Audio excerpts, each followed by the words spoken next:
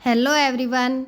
आज डेट है 28 जून और जो द इंडियन एक्सप्रेस न्यूज़पेपर है उसकी हमारी जो आज की इम्पोर्टेंट न्यूज़ रहने वाली हैं वह होंगी भारत अफ्रीका साझेदारी, भारत ने बांग्लादेश के उत्पाद पर लगाया प्रतिबंध, सिंधु जल संधि। इन सभी टॉपिक के ऊपर जो है आज हम डिस्कस करेंगे। नंबर 1 पे रहेगी कृषि विकास और खाद्य सुरक्षा के लिए जो भारत और अफ्रीका हैं वे करेंगे साझेदारी। खाद्य असुरक्षा, जलवायु परिवर्तन और कृषि परिवर्तन की तत्काल आवश्यकता जैसे जैसे बढ़ रही है उसमें चुनौतियां जो हैं वह भी बढ़ रही हैं और उन चुनौतियों के बीच कृषि और जो खाद्य सुरक्षा है उसमें भारत और अफ्रीका साझेदारी जो है वो बहुत ही महत्वपूर्ण हो गई है। दोनों देशों के बीच इस क्षेत्र में सहयोग का लंबा इतिहास रहा है। यद्यपि कृषि अफ्रीका में जो औद्योगिकरण और गरीबी उन्मूलन है उनके लिए रीढ़ की हड्डी है, फिर भी यह जलवायु जो है वो जोखिम, कमज़ोर और बुनियादी ढांचे, वित्त और जो प्रौद्योगिकी है उस तक ही सीमित पहुंच के प्रति अत्यधिक संवेदनशील है। पिछले दशकों में सूखा, अनियमित वर्षा, गंभीर की जो गर्मी की जो लहरें हैं और जो तूफानों सहित चरम मौसम है उसकी घटनाओं ने अफ्रीका की जो खेती है उसको बुरी तरह से प्रभावित किया है। 1970 और 2020 के बीच में सूखा और भारी बारिश जो है सबसे लगातार जलवायु खतरे से, खासकर इसलिए क्योंकि अफ्रीका की जो अधिकांश कृषि है वह सिंचाई की बजाय वर्षा पर निर्भर करती है। ये अप्रत्याशित मौसम पैटर्न जो उत्पादकता में तेज गिरावट का कारण बनते हैं। इसके अलावा किसान जो हैं उनके पास अक्सर जो आधुनिक बुनियादी ढांचे हैं, विश्वसनीय बाजार है या फिर वित्तीय सेवाएं और जो अन्य सुविधा हैं उन तक पहुंच का अभाव भी है। जलवायु परिवर्तन के जो परिणाम हैं किसानों से आगे बढ़कर जो वितरक हैं और जो उपभोक्ता हैं उनके सहित संपूर्ण कृषि मूल्य श्रृंखला तक फैल जाते हैं। इन चुनौतियों से निपटने के लिए एक एकीकृत मूल्य श्रृंखला आधारित जो दृष्टिकोण है उसकी आवश्यकता है, जो प्रतिस्पर्धात्मक और स्थिरता सुनिश्चित करने के लिए जलवायु अनुकूलन और शमन का समर्थन करता है। अफ्रीका के एक जो विरोधाभास है उसका भी सामना उनको करना पड़ रहा है। जबकि कृषि लगभग 65% जो कार्यबल है उनको रोजगार देती है, महाद्वीपीय के जो सकल घरेलू उत्पाद है उसमें योगदान कम है, लगभग 15%। इसके अतिरिक्त जो अफ्रीका खाद्य आयात पर बहुत अधिक निर्भर करता है। 2000 के बाद से उप सहारा जो अफ्रीका में खाद्य आयात घरेलू उत्पादन के सापेक्ष जो है वो बढ़ गया है। पिछले साल तक महाद्वीप हर साल लगभग $50 बिलियन का खाद्य आयात करता था और दुनिया भर में संघर्षों के साथ यह आंकड़ा इस साल के अंत तक 90 से $110 बिलियन तक जो है वो पहुंच गया है। प्रमुख जो पहल हैं उनके माध्यम से कृषि विकास किस प्रकार किया जा सकता है। अफ्रीका की जो खाद्य आयात पर निर्भरता है वह महाद्वीपीय को बाहरी झटकों के प्रति विशेष रूप से संवेदनशील बनाती है। उदाहरण के लिए जब कोविड-19 महामारी और रूस यूक्रेन संघर्ष ने अफ्रीका की जो खाद्य आपूर्ति श्रृंखला है उसको बुरी तरह से बाधित कर दिया था। रूस यूक्रेन युद्ध जिसने गेहूं और जो उर्वरक हैं उनके वैश्विक निर्यात को बाधित किया, उन्होंने अफ्रीकी बाजारों में खाद्य कीमतों में काफ़ी वृद्धि की। अंतर्राष्ट्रीय मुद्रा कोष के अनुसार 2020 और जो 2022 है उसके बीच उप सहारा जो अफ्रीका है उसमें खाद्य कीमतों में लगभग 24% की वृद्धि हुई है। परिणाम स्वरूप जो फसल उपरांत होने वाला नुकसान है और जो अक्सर 30% से अधिक जो है वो पहुंच जाता है उसका समाधान करना तथा जलवायु अनुकूलन कृषि जो पद्धतियां हैं उनको आगे बढ़ाना, इस क्षेत्र को पुनर्जीवित करने तथा जो अफ्रीका की बढ़ती युवा आबादी है उसके लिए स्थायी रोजगार के अवसर जो हैं वो सृजन करने की आवश्यकता है। कृषि के महत्व को पहचानते हुए अफ्रीकी संघ और जो अफ्रीकी विकास बैंक है उसने प्रमुख पहलों के माध्यम से कृषि विकास को प्राथमिकता दी है। जो AU के हाई 5 एजेंडे हैं उनमें से एक है फीड अफ्रीका पहल का उद्देश्य वस्तुओं में मूल्य जोड़कर कृषि को व्यवसाय में बदलना। इस पहल का उद्देश्य 320 मिलियन जो लोग हैं उनको भूख से उबारना है।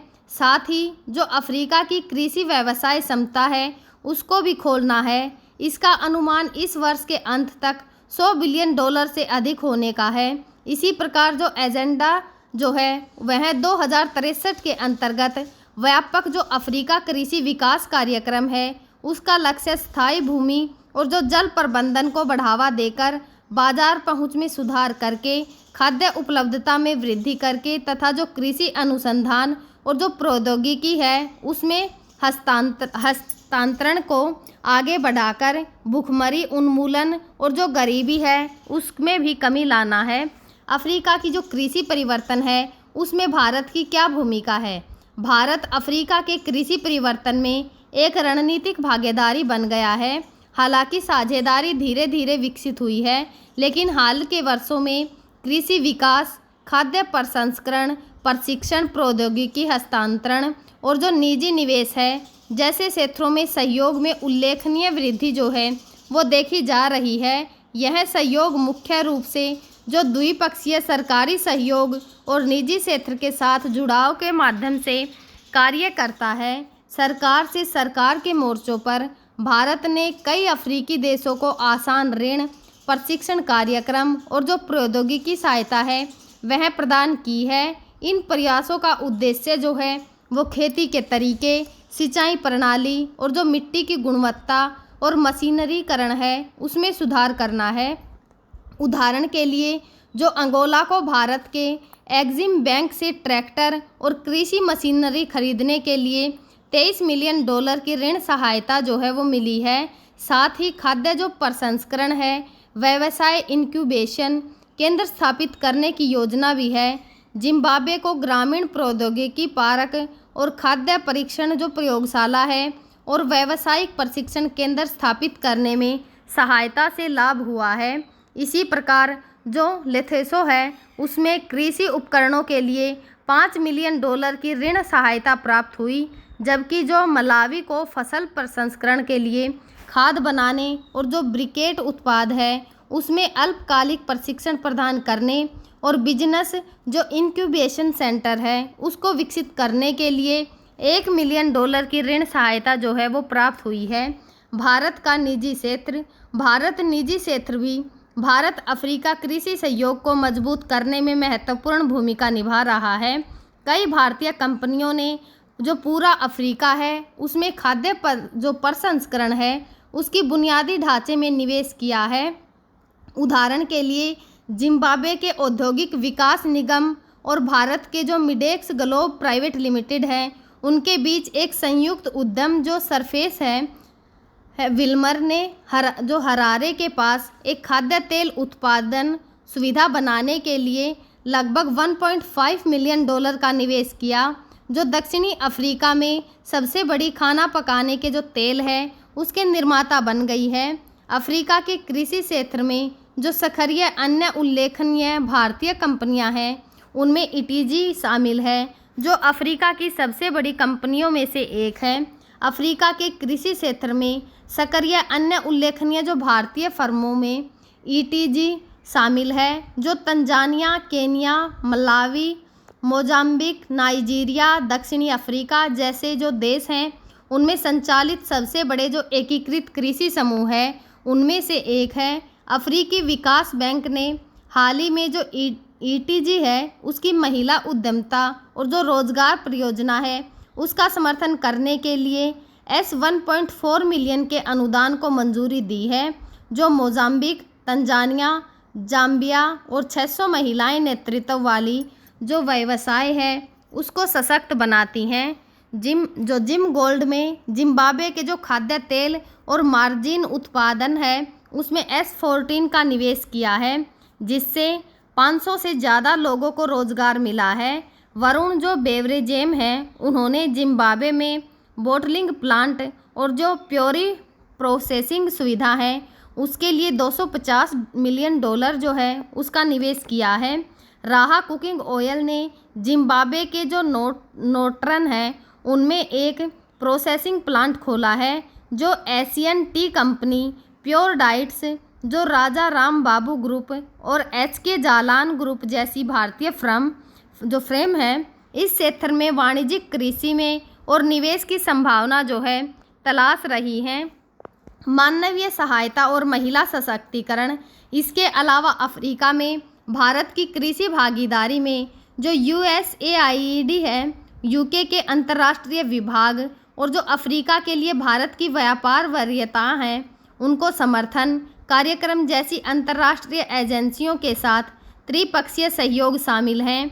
उदाहरण के लिए खाद्य और जो कृषि संगठन है उनके साथ एक त्रिपक्षीय समझौते के माध्यम से भारत ने खाद्य सुरक्षा और सिंचाई योजना में सुधार समर्थन करने के लिए जो लेथेसो है उसमें कृषि विशेषज्ञों को भी भेजा है।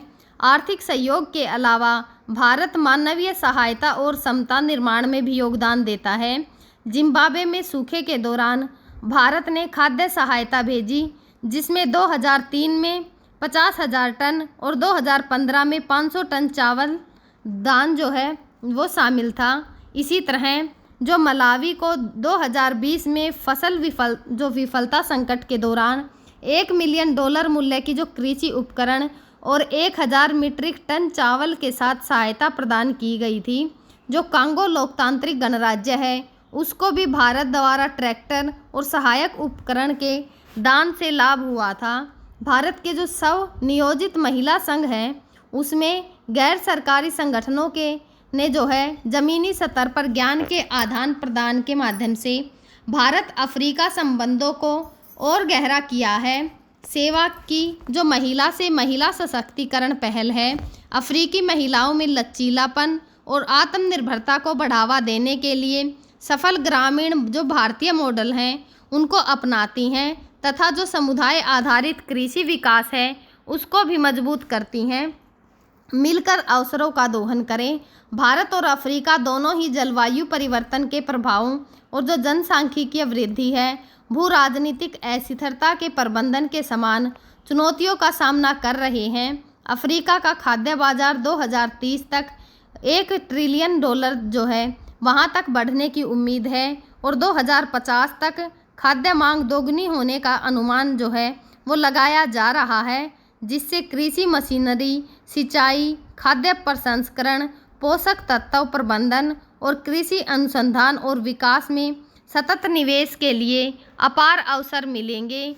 छोटे किसान और जो आधुनिक मूल्य श्रृंखला है उनमें एकीकृत करने, फसल कटाई के बाद होने वाले नुकसान को कम करने और कृषि आय बढ़ाने में भारत का अनुभव अफ्रीका के लिए एक मूल्यवान मॉडल प्रस्तुत करता है। भारत का 3A ढांचा जो किफ़ायती, उचित और अनुकूलित जो प्रौद्योगिकी है उनको बढ़ावा देता है। अफ्रीकी जो वास्तविकताओं के अनुरूप स्केलेबल लागत प्रभावी समाधान प्रदान करता है। फिर भी भारत अफ्रीका कृषि संबंधों को मजबूत करने के लिए गहन द्विपक्षीय और त्रिपक्षीय साझेदारी, निजी क्षेत्र की भागीदारी का विस्तार और मजबूत ज्ञान साझाकरण मंच की आवश्यकता होगी। इसी तरह के सहयोग से खाद्य सुरक्षा सुनिश्चित हो सकती है, समावेशी विकास को बढ़ावा मिल सकता है तथा पूरे जो महाद्वीप है उसमें लचीली, टिकाऊ कृषि खाद्य प्रणाली का निर्माण जो है वो किया जा सकता है। भारत की कृषि विशेषज्ञता को अफ्रीका के विशाल प्राकृतिक और मानव संसाधनों के साथ मिलाकर यह साझेदारी भविष्य में भोजन उपलब्ध कराने, भूखमरी कम करने और दोनों महाद्वीपों में आर्थिक समृद्धि को आगे बढ़ाने के लिए आधारशिला बन सकती है। जो हमारी दूसरी न्यूज़ है, भारत ने बांग्लादेश से भूमि मार्ग से कुछ जूट और अन्य उत्पादों के आयात पर प्रतिबंध लगाया। भारत ने शनिवार को व्यापार नियम जो हैं उनमें बदलाव करते हुए बांग्लादेश से आने वाले फल, कार्बोनेट ड्रिंक्स, जो प्रोसेस्ड फूड है, कॉटन, प्लास्टिक और जो लकड़ी का फर्नीचर है उसके नॉर्थ ईस्ट के जो लैंड पोर्ट हैं उनसे इंपोर्ट पर प्रतिबंध लगा दिया है। भारत के जो ministry of commerce and in जो इंडस्ट्रीज़ हैं उनके अंतर्गत आने वाले director general of foreign trade ने इसे लेकर नोटिफिकेशन भी जारी किया है। उस नोटिफिकेशन के मुताबिक बांग्लादेश से जो रेडीमेड गारमेंट हैं जो इंपोर्ट होते हैं अब सिर्फ नहावा सेवा और जो कोलकाता पोर्ट है उसके ज़रिए ही जो है किया जा सकेगा। बाकी सभी लैंड पोर्ट जो हैं वो स्थलीय बंदरगाहों से एंट्री पर रोक जो है वो लगा दी है। मछली, एलपीजी और जो क्रस्ट स्टोन है उनको छूट। बांग्लादेश से आने वाली खेपों को जो है असम, मेघालय, त्रिपुरा, मिज़ोरम और विशेष रूप से पश्चिम बंगाल के जो चगराबंदा और फुलवारी में स्थित किसी भी लैंड कस्टम स्टेशन या फिर ईटी ग्रेड चेक पोस्ट है उनके जरिए एंट्री करने पर रोक लगा दी है। हालांकि डीजीएफटी ने साफ किया है कि पोर्ट प्रतिबंध भारत से होकर नेपाल और भूटान जाने वाले बांग्लादेशी सामान पर लागू नहीं होंगे। इन प्रतिबंधों में मछली, एलपीजी, एडिबल ऑयल और क्रस्ट स्टोन को छूट दी गई है। ये सामान इन बंदरगाहों के जरिए इंपोर्ट किए जा सकते हैं। ये बदलाव भारत की इंपोर्ट पॉलिसी में तत्काल प्रभाव से लागू जो हैं वो कर दिए गए हैं। भारत और जो बांग्लादेश है उसका बॉर्डर जो है वो कितनी दूरी जो है वो साझा करता है। जो भारत है पश्चिम बंगाल के साथ में, भारत का जो पश्चिम बंगाल है बांग्लादेश उसके साथ में 2217 किलोमीटर की दूरी तय करता है। असम के साथ 262, त्रिपुरा के साथ 856, मिज़ोरम के साथ 318 और मेघालय के साथ 443 किलोमीटर की जो दूरी है वह तय करता है। भारत ने पिछले महीने ट्रांसशिपमेंट जो सुविधा है वह वापस ली थी। इससे पहले भारत ने 9 अप्रैल 2025 को बांग्लादेश को 2020 से दी गई जो ट्रांसशिपमेंट है वह सुविधा वापस ले ली थी। इस सुविधा से बांग्लादेश जो भारतीय बंदरगाहों और दिल्ली एयरपोर्ट के जरिए मिडल ईस्ट और जो यूरोप हैं उनको सामान एक्सपोर्ट कर सकता था। बांग्लादेश ने 2023 में 38 अरब डॉलर के जो रेडीमेड कपड़े हैं वह इंपोर्ट किए थे। इसमें से जो 700 मिलियन डॉलर का इंपोर्ट है वह भारत में किया था। इसका जो 93% हिस्सा है वह लैंड पोर्ट से आया था। भारतीय जो एक्सपर्ट हैं उन्होंने लंबे वक्त से ऐसे इंपोर्ट पर रोक की मांग जो है वो कर रहे थे। यूनुस ने कहा था बांग्लादेश बंगाल की खाड़ी का संरक्षण है। बांग्लादेश सरकार के जो प्रमुख मोहम्मद यूनुस हैं उन्होंने कुछ महीने पहले ही चीन में कहा था कि भारत के जो नॉर्थ ईस्ट राज्य हैं जिन्हें 7 सिस्टर्स कहा जाता है ये लैंड लॉक हैं, उनके पास समुद्र तक पहुंचने का रास्ता नहीं है। जो बांग्लादेश है उस रीजन में समुद्र का इकलौता गार्डियन है। इससे निवेश का बड़ा अवसर जो है वो मिलता है। इस बयान पर जो भारतीय शास्त्री हैं और जो पीएम मोदी हैं उनकी आर्थिक सलाहकार परिषद के सदस्य संजीव सान्याल ने आपत्ति जताई थी। सान्याल ने उस समय पर कहा था कि चीन बांग्लादेश में निवेश करने के लिए स्वतंत्र है, लेकिन यूनुस की तरफ से जो भारत के पूर्वोत्तर राज्यों के लैंडलॉक होने का हवाला देकर की गई अपील है वह हैरान करने वाली है। शेख हसीना के जो तख्ता पलट है उसके बाद बांग्लादेश का रवैया बदल गया था। अगस्त 2024 में बांग्लादेश में हुए विद्रोह के बाद में जो है प्रधानमंत्री शेख हसीना को देश छोड़कर भागना पड़ा था। उन्होंने भारत में शरण ली थी। बांग्लादेश में अंतरिम सरकार बनाई गई और मोहम्मद यूनुस जो है वो उसके मुखिया बने।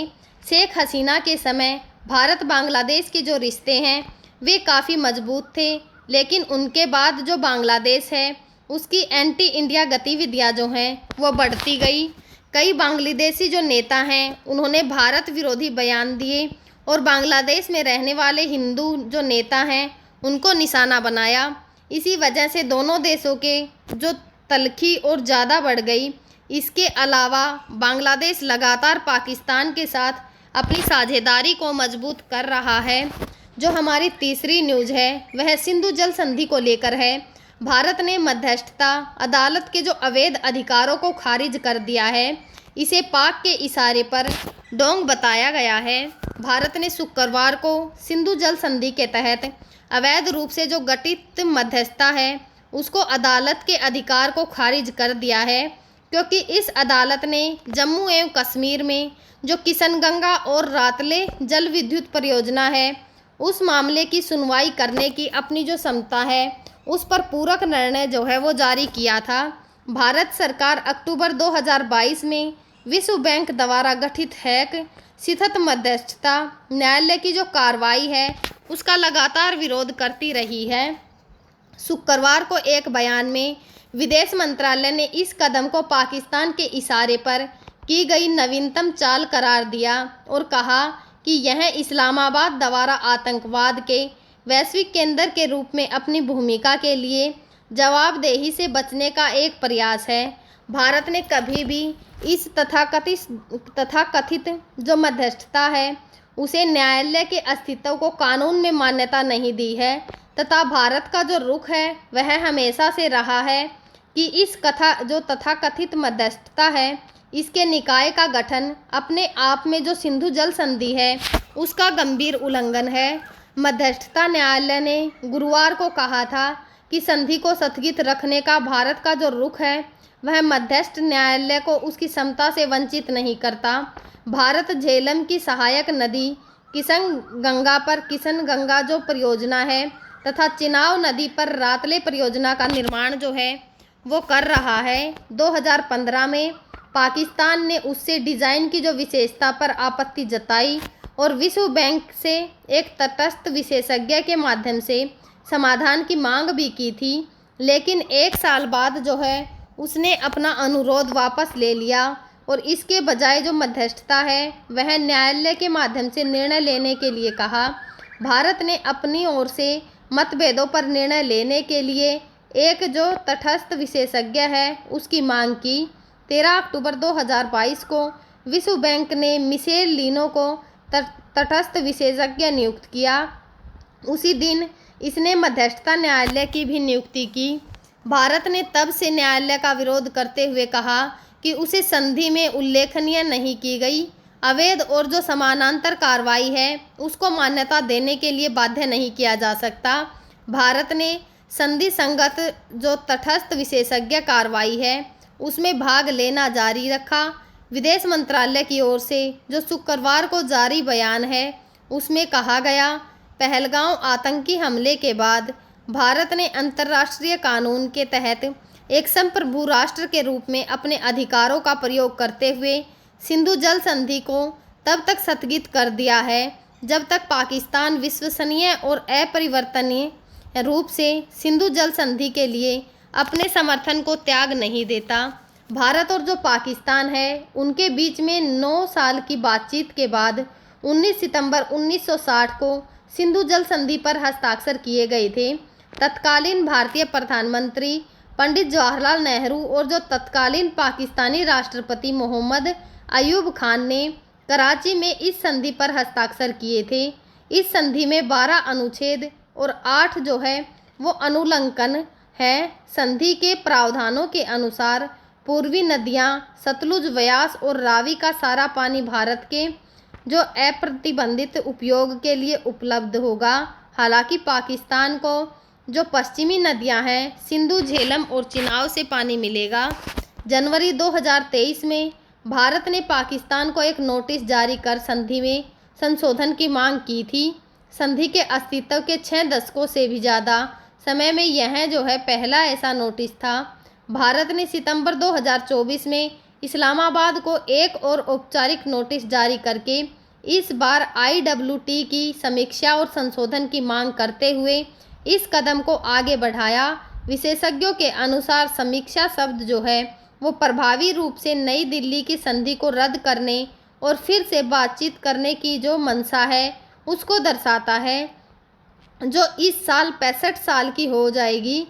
भारत ने 23 अप्रैल को पहलगांव में हुए जो आतंकी हमले हैं उसके बाद से IWT को स्थगित करने का फैसला किया था, जिसमें आतंकवादियों ने कम से कम 26 लोगों की हत्या कर दी और 10 अन्य जो है वो घायल हो गए थे। हम जो है आगे भी इसी प्रकार की जो इम्पोर्टेंट न्यूज़ होंगी, जो कि हमारे एग्ज़ाम के पॉइंट ऑफ व्यू से भी ज़रूरी होंगी, आप सभी के साथ साझा करते रहेंगे। तब तक आप पढ़ते रहिए, खुश रहिए। Thank you.